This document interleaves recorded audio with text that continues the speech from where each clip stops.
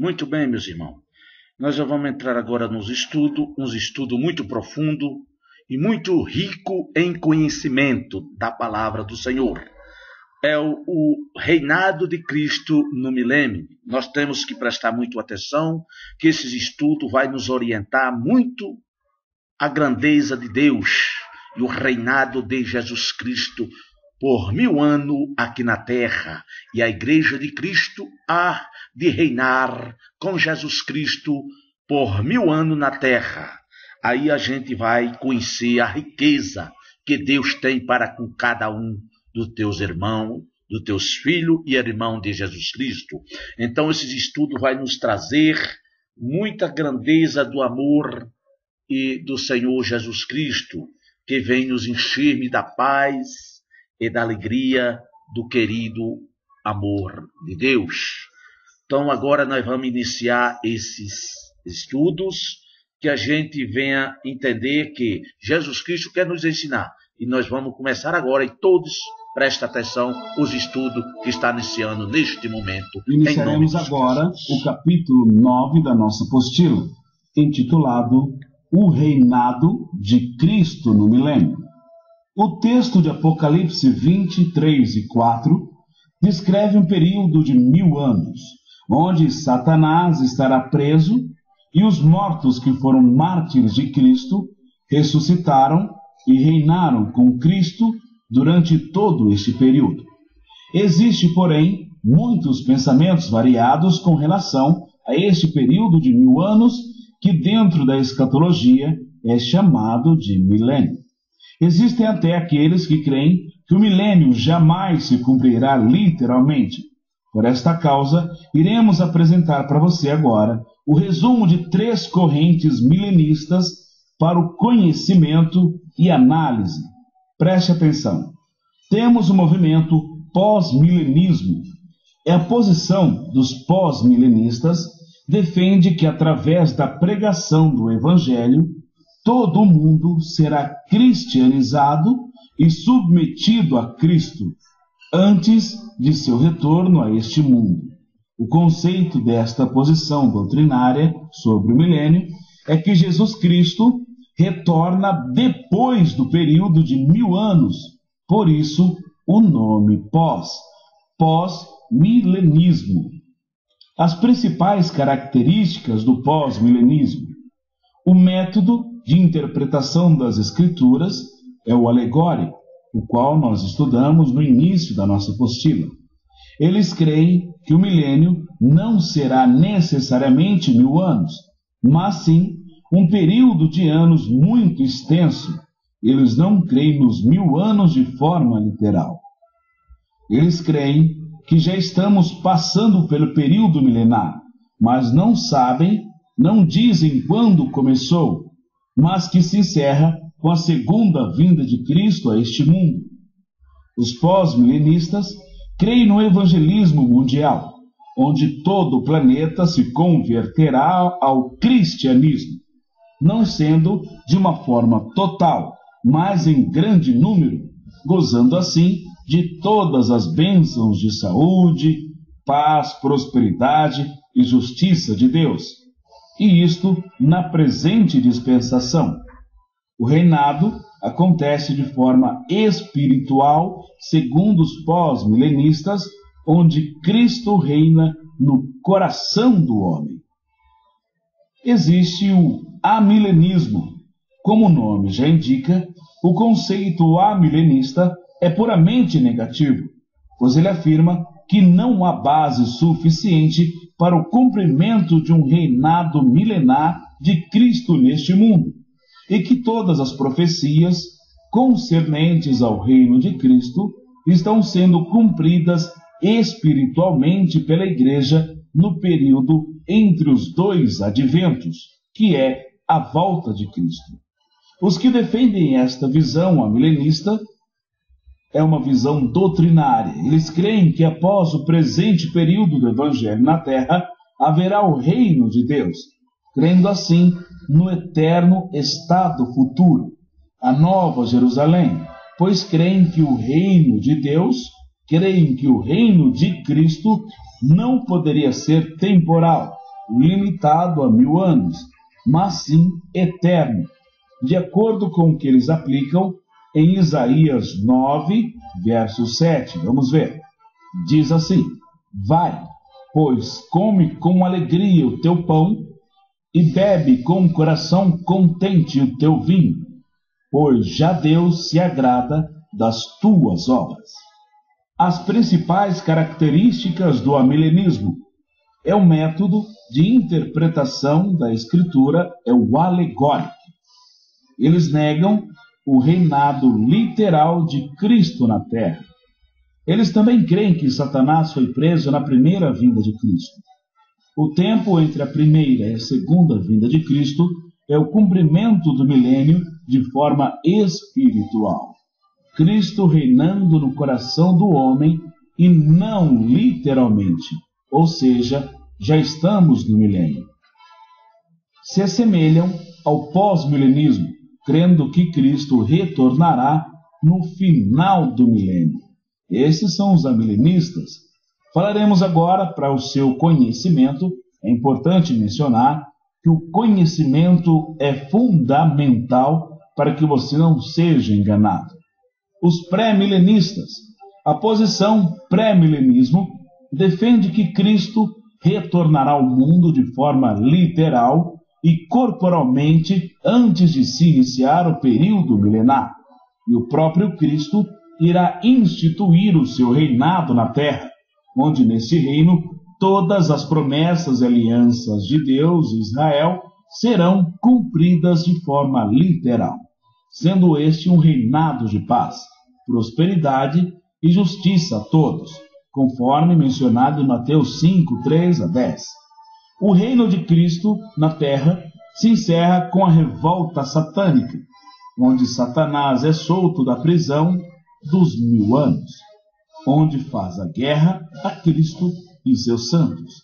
E o Senhor derrota pela última vez a Satanás e os seus seguidores, provando assim que Cristo será o Rei eterno e que nem mesmo Satanás e todas as suas forças poderá roubar-lhe o reino, o que sempre aconteceu com os demais reis que perderam guerras e seu reino passou de um para o outro. O exemplo disso foi Nabucodonosor, que reinou absoluto, mas perdeu o reinado para os medos e persas, que perderam para a Grécia e que perderam para Roma. Mas Cristo não será vencido nem mesmo por todas as forças satânicas juntas. Assim, Cristo entregará todo o poder a Deus e se fundirá num reino eterno, cumprindo assim todas as profecias de um reinado eterno, tal como prometeu a Davi, em 2 Samuel 7,12, que diz: quando teus dias forem completos e vieres a dormir com teus pais, então farei levantar depois de ti um dentre a tua descendência, o qual sairá das tuas entranhas, e estabelecerei o seu reino. Vamos às principais características dos pré-milenistas. O método de interpretação das Escrituras é o literal. O reinado de Cristo acontece literalmente aqui na Terra, estabelecido no segundo advento de Cristo, após a batalha do Armagedon, no final da grande tribulação. Cristo é bem presente neste reinado, onde estará governando a todas as nações, sendo ele um rei não somente de uma pessoa, mas sim de todo o planeta. Segundo as características do pré-milenismo, o reinado de Cristo será estabelecido de forma dramática através de uma grande guerra contra todas as nações da Terra, sendo o oposto do pós-milenismo e amilenismo, que creem no reinado conquistado paulatinamente. O reino será reestabelecido a Israel e Cristo será rei para sempre, conforme Atos 1, verso 6. Vamos ver.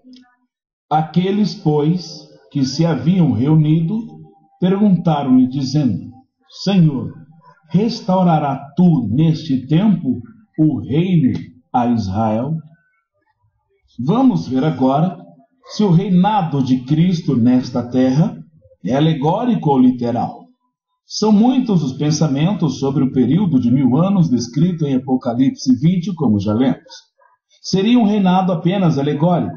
O texto não quer dizer aquilo mesmo e representa outra interpretação, dando lugar à mente do homem, que não são poucas. O texto, porventura, representaria um Cristo reinando no coração do homem, ou a interpretação para este texto é de forma literal, onde o Messias reina absoluto no trono em Jerusalém, que é o sonho de todo judeu. Particularmente, nós vemos várias razões para crer que as Escrituras devem ser interpretadas literalmente. Vamos ver as profecias que se cumpriram literalmente. Uma virgem daria à luz a um filho. Vamos ver esta profecia em Isaías 7, verso 14, que diz assim: Portanto, o mesmo Senhor vos dará um sinal.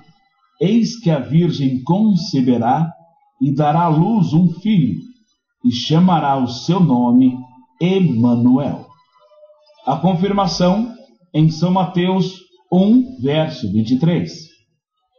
Eis que a virgem conceberá e dará luz a um filho, e chamá-lo-ão pelo nome de Emanuel, que traduzido é Deus conosco. Outra profecia que se cumpriu de forma literal é quando se menciona que o cativeiro no Egito por 400 anos. O cativeiro começou depois de 30 anos. Vamos ver em Gênesis 15, verso 13, que diz: Então disse a Abrão: Sabes de certo que peregrina será a tua descendência em terra alheia, e será reduzida à escravidão, e será afligida por 400 anos. Nós vemos também em Êxodo 12, verso 40, que diz: O tempo que os filhos de Israel habitaram no Egito foi de 430 anos. Lembrando que o cativeiro começou depois de 30 anos. Outra profecia que se cumpriu de forma literal, é importante mencionarmos, onde menciona na palavra de Deus o cativeiro babilônico por 70 anos, em Jeremias 25, versos 1 e 11. A palavra que veio a Jeremias acerca de todo o povo de Judá, no 4º ano de Jeoiaquim, filho de Josias, rei de Judá, que é o 1º ano que Nabucodonosor, o rei da Babilônia. E vamos ver no verso 11. E toda esta terra virá a ser um deserto e um espanto, e estas nações servirão ao rei de Babilônia 70 anos. Mais uma profecia: a fuga de José e Maria com o menino Jesus para o Egito, em Oséias 11, verso 1. Quando Israel era menino, eu o amei, e do Egito chamei a meu filho. E vemos também a mesma profecia sobre a fuga de José e Maria com o menino Jesus para o Egito, em Mateus 2,15. E esteve lá até a morte de Herodes, para que se cumprisse o que foi dito da parte do Senhor pelo profeta, que diz: Do Egito chamei o meu filho. Você pode conferir também João Batista pregando no deserto, em Isaías 40, verso 3, e a confirmação em São Mateus 3, de 1 a 3. Todas estas profecias, dentre muitas outras, se cumpriram de forma literal. Nada aconteceu de maneira alegórica. Portanto, se Deus, através dos tempos, já nos deu tantas provas sobre o cumprimento das profecias, por que iríamos duvidar sobre os acontecimentos futuros que a mesma Bíblia anuncia? Pelo contrário, nós acreditamos e devemos acreditar fielmente que todas as profecias concernentes aos acontecimentos futuros, tais como o arrebatamento da igreja, grande tribulação, as duas testemunhas como pessoas, a batalha do Armagedom e o reinado de Cristo aqui na terra durante 1000 anos, acontecerá de forma literal, tal como está escrito. Conforme nós já mencionamos, há uma grande diferença entre Israel e igreja. O objetivo de Deus com Israel é um, e com a igreja é outro totalmente diferente.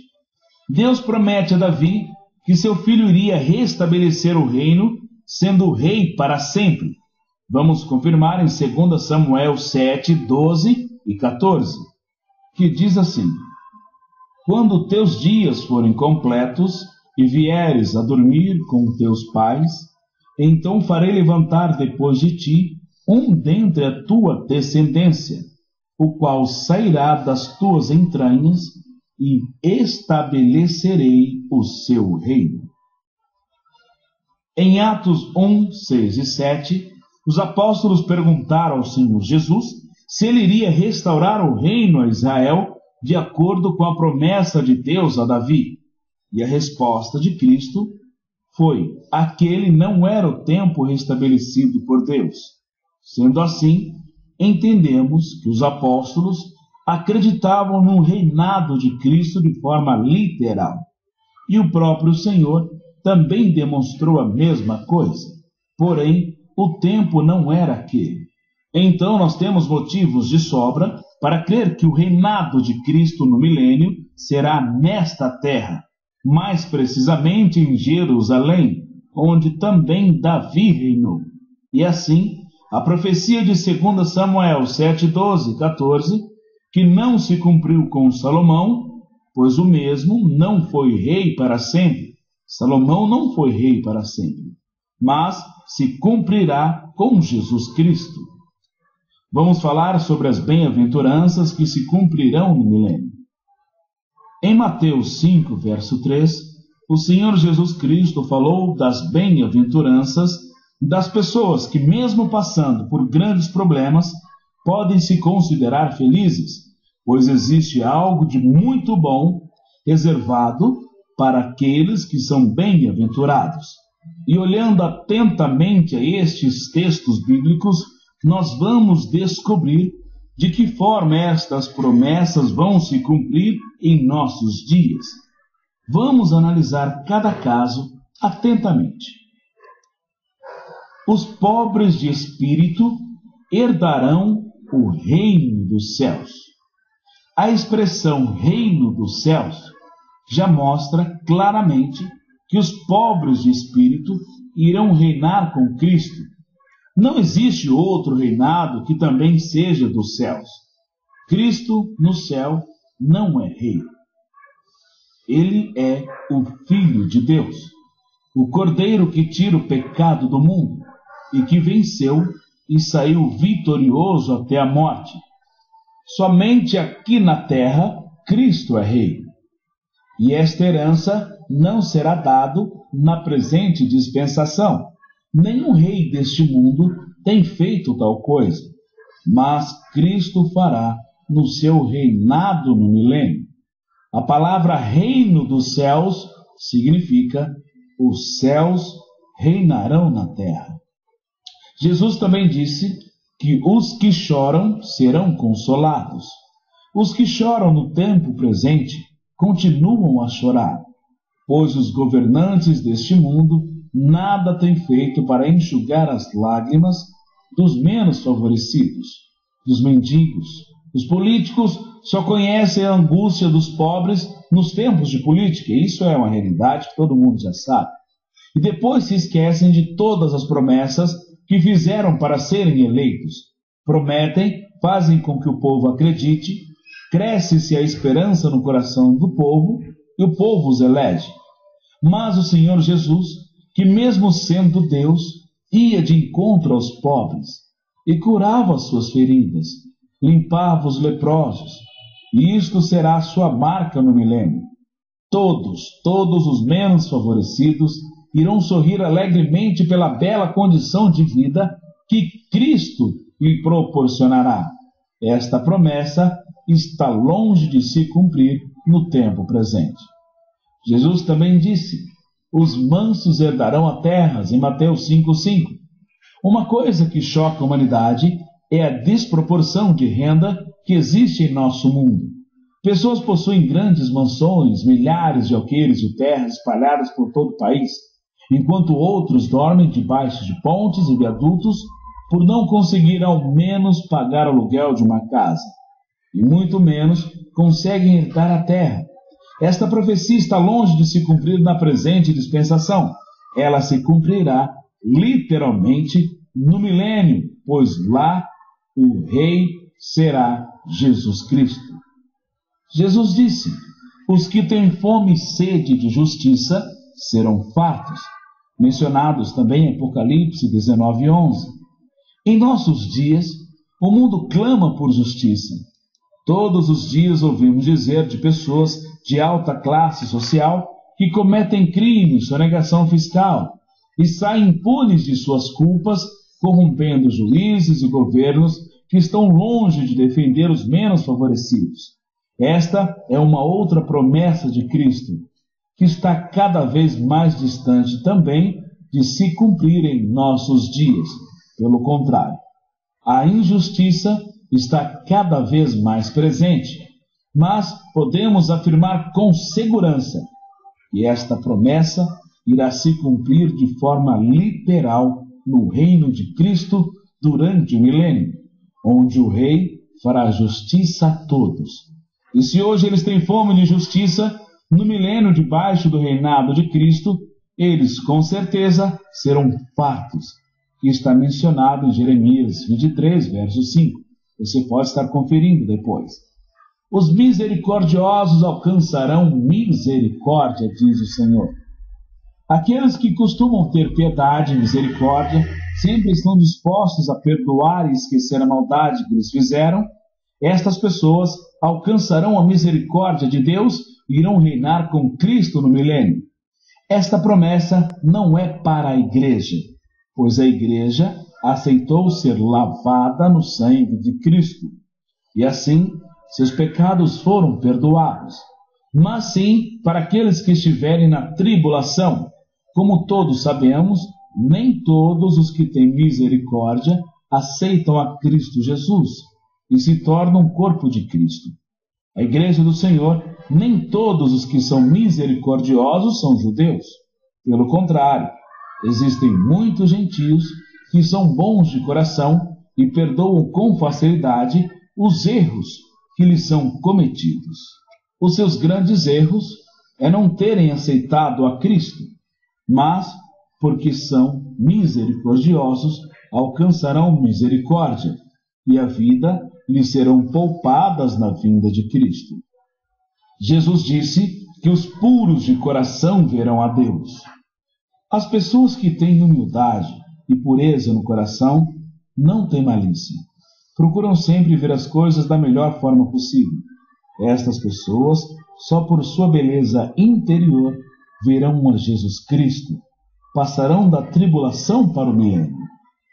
Também nós vemos na palavra de Deus que Jesus disse que os pacificadores serão chamados filhos de Deus. O que procuram a paz, aqueles que procuram a paz verdadeira, no milênio serão chamados filhos de Deus, pois também Deus não quer guerra. Os que sofrem perseguição por causa da justiça, deles é o reino dos céus. Os que hoje estão sendo perseguidos por serem justos, aqueles que dentro de um sistema corrupto não conseguem serem bem vistos só porque fazem as coisas porque amam a justiça, e de repente perdem o emprego, são caluniados com mentiras, testemunhas compradas, sofrem a perseguição, a perda dos salários, a garantia de uma vida melhor, a paz lhe é tirada, só porque não se vendem a sistemas corruptos de acordo com a promessa de Cristo.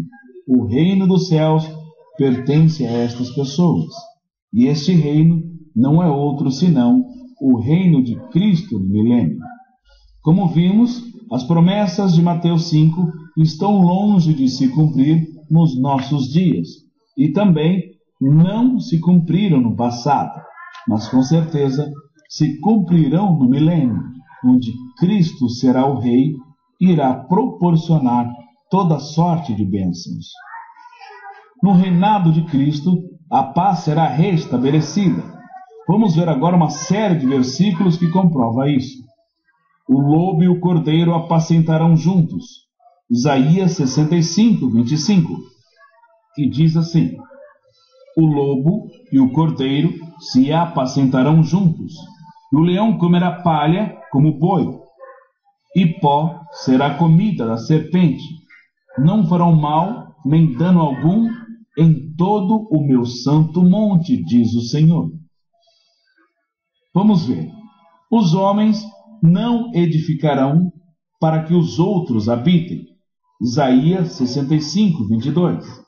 Não edificarão para que outros habitem, não plantarão para que outros comam, porque os dias do meu povo serão como os dias da árvore, e os meus eleitos gozarão das obras das suas mãos. Vemos também que os trabalhadores plantarão e colherão os seus frutos. Os habitantes da terra viverão muito mais. Os filhos serão obedientes. Está em Isaías 65, 23. Não trabalharão debalde, nem terão filhos para perturbação, porque são a posteridade bendita do Senhor, e os seus descendentes estarão com eles. Os trabalhadores receberão um salário digno, também mencionado aqui em Isaías 65, 23. Jesus Cristo será o Rei no milênio. Vamos ver isto em 2 Samuel 7, de 12 a 16. Preste atenção. 2 Samuel, eu vou ler, 7, de 12 a 16. Diz assim: quando teus dias forem completos e vieres a dormir com teus pais, então farei levantar depois de ti um dentre a tua descendência, o qual sairá das tuas entranhas, e estabelecerei o seu reino. Este edificará uma casa ao meu nome, e confirmarei o trono do seu reino para sempre. Eu lhe serei por pai, e ele me será por filho. E se vier a transgredir, castigá-lo-ei com vara de homens, e com açoites de filhos de homens. Mas a minha benignidade não se apartará dele, como a tirei de Saul, a quem tirei de diante de ti. Porém, a tua casa e o teu reino serão firmados para sempre diante de ti. Teu trono será firme para sempre. No milênio haverá obediência, conforme Efésios 1, 9 e 10, que diz assim: descobrindo-nos o mistério da sua vontade, segundo o seu beneplácito, que propusera em si mesmo, de tornar a congregar em Cristo todas as coisas, na dispensação da plenitude dos tempos, tanto as que estão nos céus como as que estão na terra. No milênio haverá santidade, conforme Isaías 4, 3 e 4, e será que aquele que for deixado em Sião e ficar em Jerusalém será chamado santo, todo aquele que estiver inscrito entre os viventes em Jerusalém, quando o Senhor lavar a imundícia das filhas de Sião, e limpar o sangue de Jerusalém do meio dela com espírito de justiça e com espírito de ardor. No milênio haverá a verdade, mencionada em Zacarias 8, verso 3, que diz: assim diz o Senhor, voltarei para Sião e habitarei no meio de Jerusalém, e Jerusalém chamar-se-á a cidade da verdade, e o monte do Senhor dos exércitos, o monte santo. No milênio haverá proteção. Vemos em Isaías 4, verso 5. E criará o Senhor sobre todo o lugar do monte de Sião, e sobre as suas assembleias, uma nuvem de dia e uma fumaça, e um resplendor de fogo, flamejante de noite, porque sobre toda a glória haverá proteção. Os povos da terra irão adorar o rei em Jerusalém de ano em ano, mencionado em Zacarias 14, 16 e 18. E os que não forem adorar o rei, não haverá chuva em suas terras, e não haverá sol ou chuva para os injustos e maus. Isto irá acontecer porque Cristo não será um rei ausente. Pelo contrário, ele estará bem presente a tudo que estiver acontecendo no mundo. Então, nós vamos ao final do milênio. No final do milênio, Satanás, que for amarrado, como nós já mencionamos, será solto para sair e enganar aqueles que, mesmo participando do reinado de Cristo, se revoltarão contra o Senhor. Isto mostra que o homem é mau mesmo. Pois hoje existem pessoas que tentam justificar seus erros, dizendo que é por causa da situação em que vivemos, e colocam a culpa na miséria, nos políticos, na situação financeira e até mesmo no demônio. Mas no milênio, o demônio estará preso, e todos esses problemas não irão existir. E mesmo assim, muitas pessoas não aceitarão o reinado de Cristo, não indo adorá-lo em Jerusalém.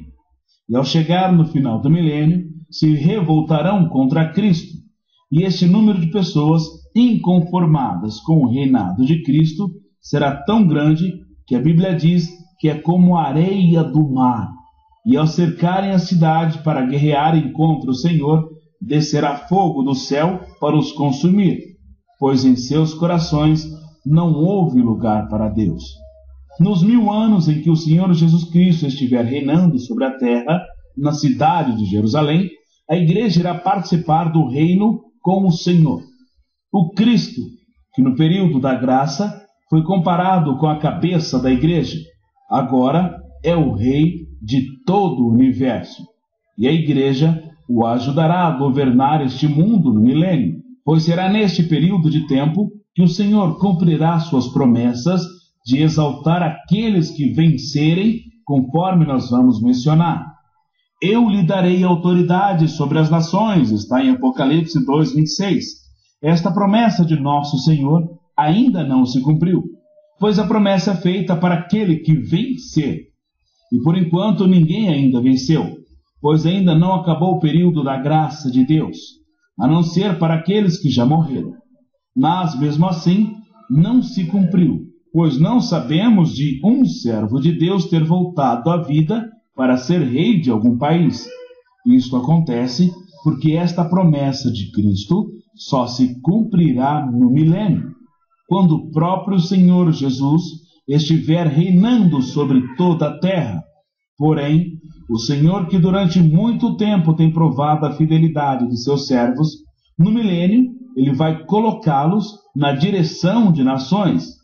O Senhor confiará em seus servos, os crentes que vencerem, que trabalham para Deus, que honram o nome do Senhor. O galardão que recebemos no céu por nossas obras servirá como autoridade, poder sobre as nações.